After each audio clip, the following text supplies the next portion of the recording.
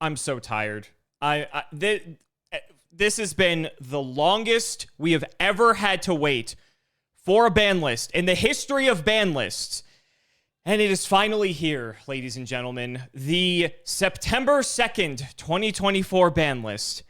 And it wasn't even presented to us in the form of the typical ban list that we are used to. It was posted on the Yu-Gi-Oh! Account Twitter, which kind of sucks, which means we don't get to do our typical ban list reaction.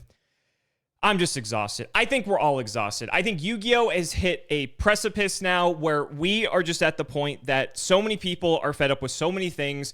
We want to see a crucifixion list. I think we are looking to see what is going to be the equivalent of the Dragon Ruler ban list from 10 years ago. I think if there's anything on this list that is less than like 20 hits to individual cards that are going to basically reset the format to a degree, I don't think that's going to be enough for people. I think it's going to be rough.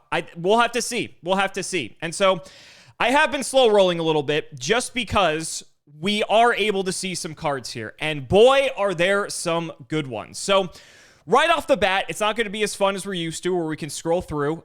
We have Fiendsmith's Lacrima. We have Appaloosa Bow the Goddess, Hot Red Dragon Archfiend King Calamity, Beatrice, Lady of the Eternal. For the record, I still don't know why you guys like watching my playlist reactions to this. It's not like I play competitive Yu-Gi-Oh! Anymore.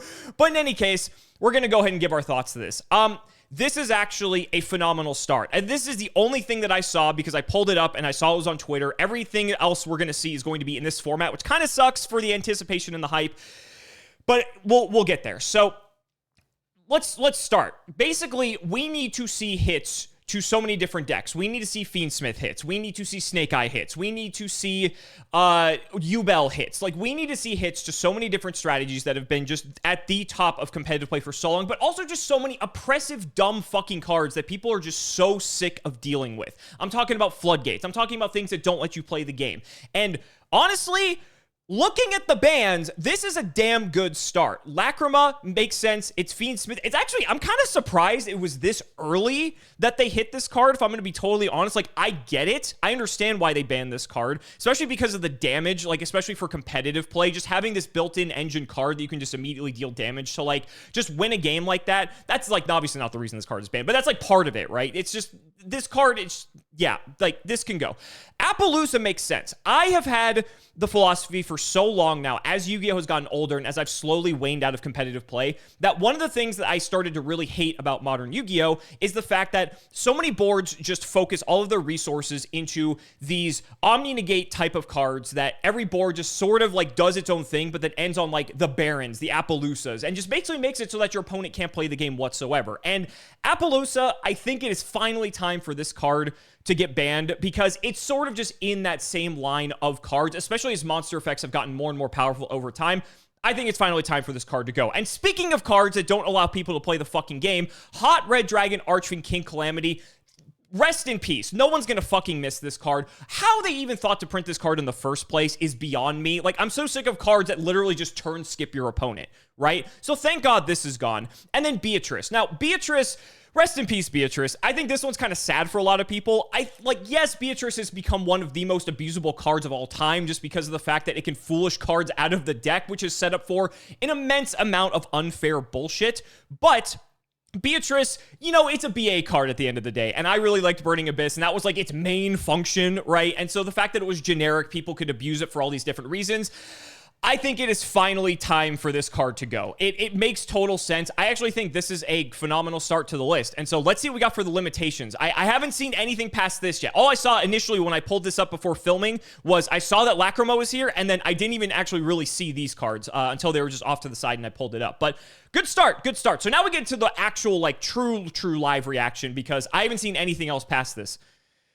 Whoa! Holy shit! Okay, we have 1, 2, 3, 4, 5, 6, 7, 8, 9, 10, 11, 12 cards on the limited list. Okay, so Ava, Snake Eye Ash, Snake Eye Poplar, Gimmick Puppet of Strings, Gimmick Puppet of Dark Strings, Branded Fusion, Opening of the Spirit Gates, Pot of Prosperity, Sengen Summoning, they brought Grass back. Come on, dude. And Skill Drain.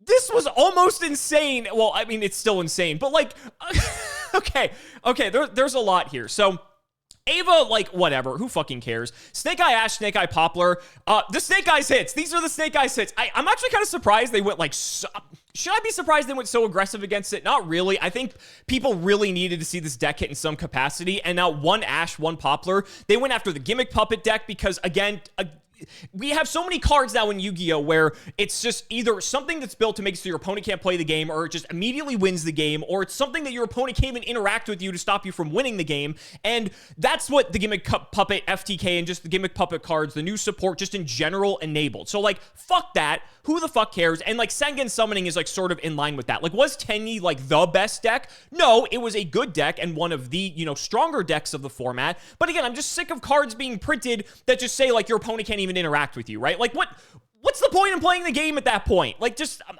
I think that makes sense. I think that makes sense.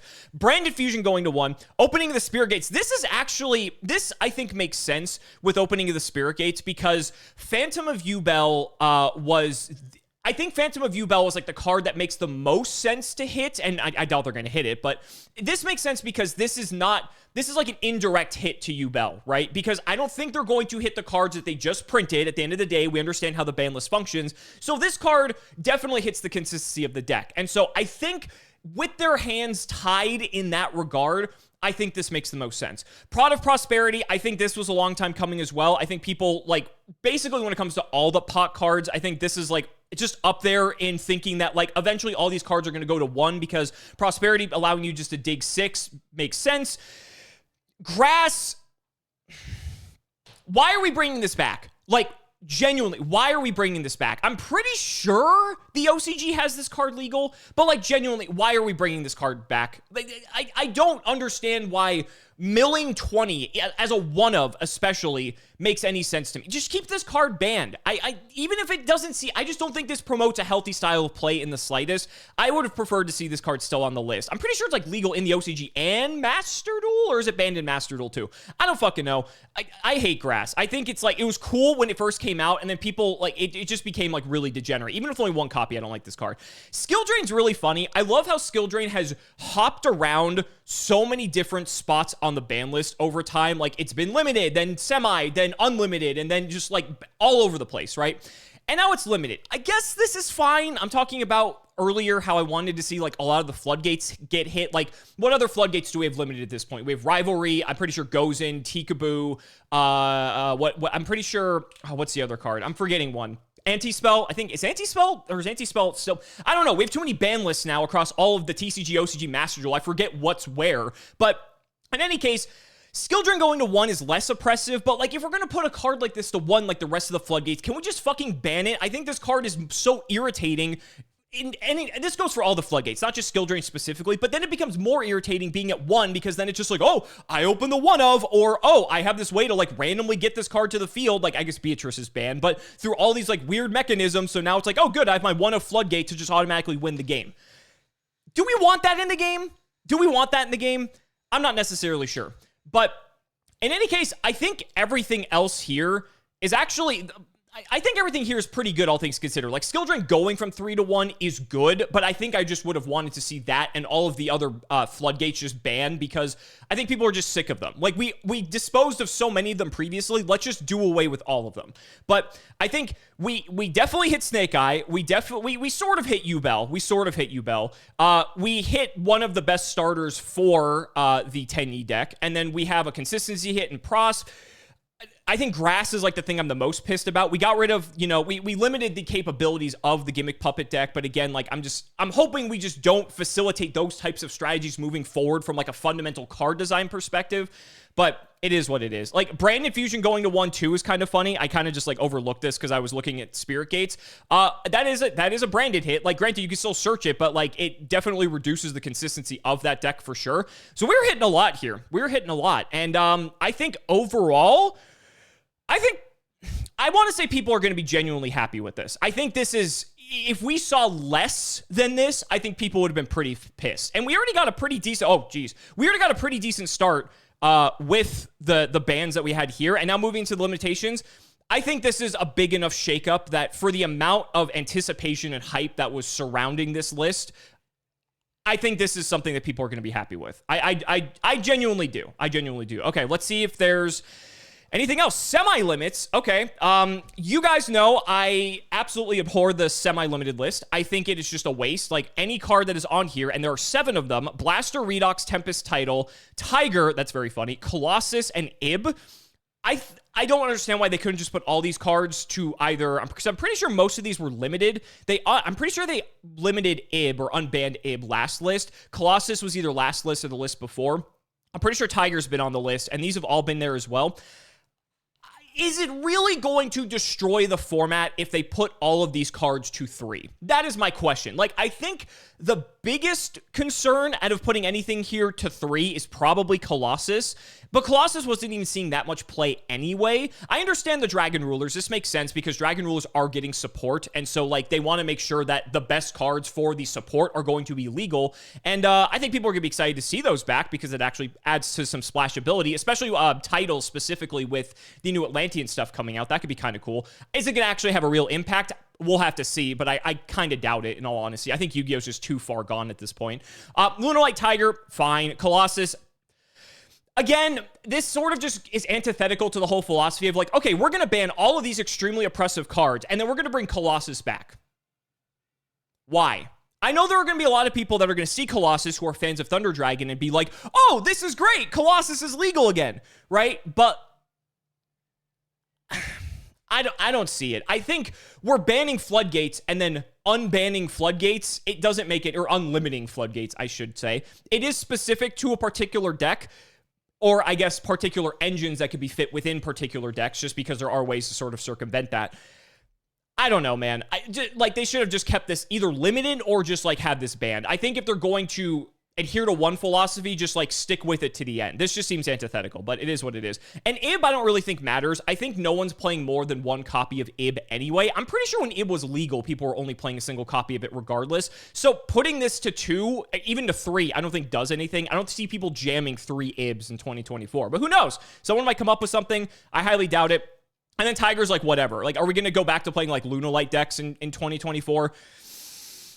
Who knows? I doubt it. This could probably... All of these except Colossus, I think, would probably be fine to go to 3. I think Colossus would have been better off just staying at 1, because, like, who wants to play against Colossus? It's not fun. It's not fun. All right, so that's it for the semi-limits. I'm not a fan of semi-limits, but I think, you know, they always have, like, their quarantine zone before they unlimit all these cards. I would not be surprised if next list, all of these cards except maybe Colossus go to 3.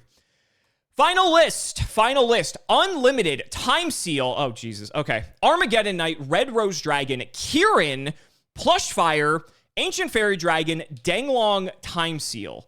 Okay, so this is funny to me because I don't recall if Armageddon was at 1. I want to say Armageddon Knight has been at 1 copy. So I like how we move Armageddon straight to 3, but, like, you know, oh, can't put out the Dragon Rulers at 3. That's, like, too broken or anything. Whatever. Armageddon Knight is a very powerful starter for any of the dark focus decks, and because it's an on-summon effect, and we've seen Armageddon Knight be abused in the past. Granted, like, at this exact moment, there may not be something that can abuse this, but, like, this is something that's, like, always been on, like, people's radar, and, you know, with past formats, we've seen how powerful Armageddon Knight can be. So, okay, Red Rose Dragon... Sure, you know, give the Dragon Link players something to play with. Why not?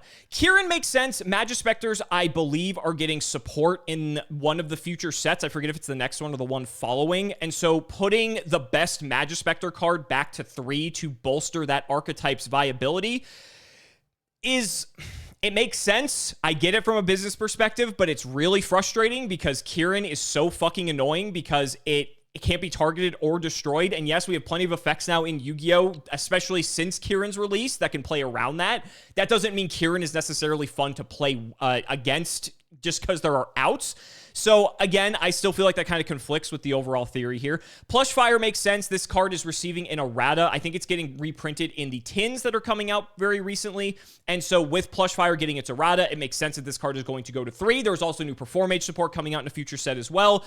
I don't know if that's going to push Perform Mage into, like, competitive contention, but the errata, I don't want to say has rendered the card unplayable, but is definitely not nearly as broken as it was when it was in the original Pepe deck. So take that for what it's worth. Ancient Fairy is fine. It's errated now. It's not nearly as good as it used to be, and this card could have probably gone to 3 as soon as it got errated, because like even if you are going to play 1, you're only going to play 1 because the extra deck space is so tight. Danglong is something that like a lot of people might see and freak out at, but I don't think I think Danglong is far past the point of being relevant just because Yu-Gi-Oh has just changed. I think by like the standards of when Danglong was first introduced, okay, sure, like fine, it's a very good card. I think now there might be a deck that can find a way to abuse this, but I think for the most part, we're kind of past the point. It's sort of in the same line with Ib, right? Like Ib and Danglong are very similar cards in a lot of ways, and I feel like they're kind of just past their prime. And so I think this going to 3 is like not the end of the world. Time Seal is very funny just because like as an old school player, Time Seal has been banned for so long. I almost want to say this got either unlimited or semi-limited or even limited in the TCG, or not the TCG. We're in the TCG, the OCG. And Time Seal is just so old. I don't really think there is a like.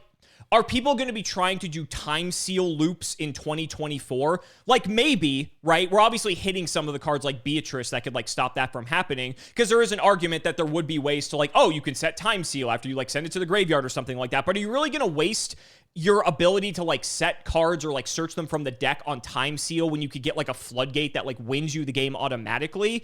Granted, this is going to be at 3, but I still feel like Yu-Gi-Oh is just way past the point where Time Seal is a viable card. Obviously, like an older Yu-Gi-Oh, it was a lot slower. You could set up loops with like Mask of Darkness and stuff, and it was like a lot easier to like maintain a Time Seal lock. But so many cards now just allow you to search and dig through your deck with an individual card that even if you get Time Sealed, okay, normal summon Ash, you're going to do your full combo anyway, assuming you have the card to do so. And like a pseudo Yada lock that like requires all this extra work to go through by 2024 standards, I'm not seeing it.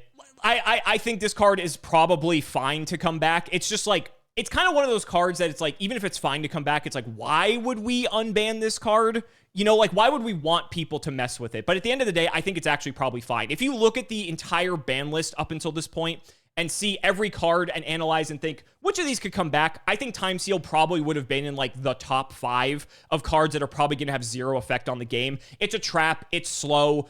Yu-Gi-Oh cards are individually so powerful that this doesn't matter anymore. So I think a lot of people might see this and freak out. I actually think this is fine. I don't really think this is a big deal. But overall thoughts, I think this list is going to satisfy people. I think if there was anything less than what we are seeing right now, I think people would have actually gone ballistic and probably would have rage quit. Just genuinely. If we got one of those lists like we got, I think it was like during Necros format where we had like 3 hits. I think they like hit Unicorn and like Kanahawk and like semi-limited a card or something like that. If we had one of those lists today, people would have genuinely lost their minds. And so I think this is definitely going to shake the game up a bit. I think that we've quelled the power of what is arguably the best deck, or, you know, some of the best decks of the format by checking some of the most powerful cards that are currently available. I think this is going to allow a lot of decks that actually seemed really cool and interactive that were sort of just not in the league of what Snake Eyes and Yubel. Yubel, I actually think got off pretty easy with this list, all things considered. Just having like one of its consistency cards hit, that's kind of it. Like every other deck I feel like suffered more than that, all things considered. And so while those decks are probably still going to be at the forefront of the competitive metagame, I still think that there are some like tier 2-ish, tier 3-ish strategies that indirectly get boosted because now a lot of these cards that were sort of prohibiting those decks from being playable because Snake Eyes was just such a dominant deck and there was really not much that could contest it. I think now we're going to see, ideally, a much healthier game that people are going to be happy to return to after all this time. But I think I want to just wrap this video up by kind of just discussing my overall thoughts and like how the communication with Konami is being handled with this, because I think the fact that it's 2024, this game is as old as it is now. I think we as players deserve better. The fact that we still do not have set ban list dates that we can expect when this is going to happen, there needs to be broader lines of communication from Konami when it comes to this stuff, and there probably won't. I'm probably just screaming into the ether here, hoping things are going to change, like I have been for the past 10 years on my YouTube channel. But come on, like, we need to get with it here. All of the drama that has surrounded this, and I'm not going to get into the drama, both sides are equally at fault here, and I genuinely think none of this had to happen in the way that it did if we actually just had genuine communication from the company for the game that we're all obsessed with. Like, it's really not that hard. It's 2024. Let's get it together. So, guys, that's my Banlist reaction. I really hope you all enjoy. Thank you so much for watching. I'd love to hear your thoughts down in the comments, even though, like I said, I'm kind of like out of the competitive loop as much as I used to be. My reaction wasn't as crazy because getting it in the Twitter format isn't as like fun, but it is what it is. So, guys, thank you so much for watching. We'll see you next time.